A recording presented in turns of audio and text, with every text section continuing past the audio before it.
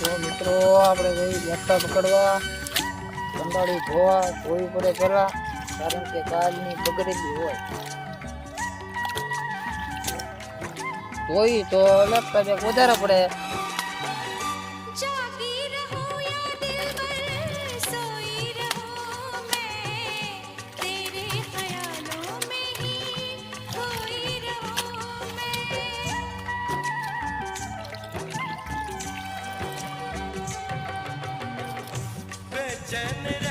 ધોવા જ છે ભાઈ.